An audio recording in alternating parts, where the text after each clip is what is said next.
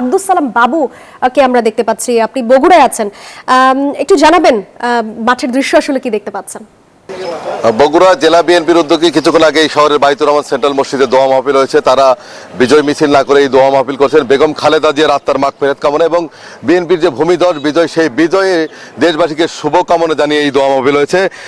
সেই দোয়া মাহফিলে বিএনপি চেয়ারপারসন উপদেষ্টা হেলালুজ্জামান তাকদার লালু, বিএনপি চেয়ারপারসনের উপদেষ্টা অ্যাডভোকেট মাহবুর রহমান, জেলা বিএনপি সভাপতি রেজাউল করিম বাদশাহ, ভারপ্রাপ্ত সাধারণ সম্পাদক মোশাররফ হোসেন সহ দলীয় নেতৃবৃন্দ উপস্থিত ছিলেন। আমরা একটু কথা বলবো যে বিএনপি বগুড়ার 7টি আসনেই বিজয়ী হয়েছেন, কেমন লাগছে জেলা যুবদলের সাধারণ সম্পাদক আবু হাসানের কাছে? ধন্যবাদ আপনাকে, মহান আল্লাহর কাছে লাখ লাখ শুক্রিয়া। দীর্ঘ 17 বছর পর তারেক রহমান যে ভোট ও ভাতের অধিকার ফিরে দেওয়ার জন্য যে আন্দোলন সংগ্রাম করেছে, বাংলাদেশের মানুষ দীর্ঘ 17 বছর পর তাদের নিজ ভোটে তাদের নেতাদের নির্বাচিত করেছে। আমরা তারেক রহমানের এই যে আসন, বিশেষ করে 6টি আসনকে কেন্দ্র করে বগুড়ার যে 7টি আসন, বগুড়ার মানুষ আমাদের 7টি আসনে ধানের শীষের বিপুল বিজয় করেছে।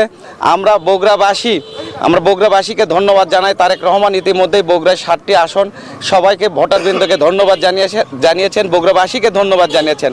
আমরা তারেক রহমান নেতৃত্বে, তারেক রহমান যে প্রতিশ্রুতি দিয়ে বাংলাদেশের মানুষের দ্বারে দ্বারে গিয়েছেন, আমরা দ্বারে দ্বারে গিয়েছি। ইনশাআল্লাহ তারেক রহমানের সেই কথা মতো আমরা বাংলাদেশের মানুষের মুখে হাসি ফোটাবো বলে আমরা আশা রাখি। বগুড়া গেল 17 বছর কিন্তু উন্নয়ন বঞ্চিত ছিল, তেমনই ছিল ভোটাধিকার বঞ্চিত। তো বগুড়ার মানুষ বিএনপির প্রতি আস্থা রেখেছে এবং বগুড়ার মানুষ মনে করে যে তারেক রহমান এবং বিএনপি বগুড়াকে যেমন এগিয়ে নেবেন, বাংলাদেশকেও তেমন এই সমৃদ্ধির পথে এগিয়ে নেবেন। এই ছিল বগুড়াতে সর্বশেষ।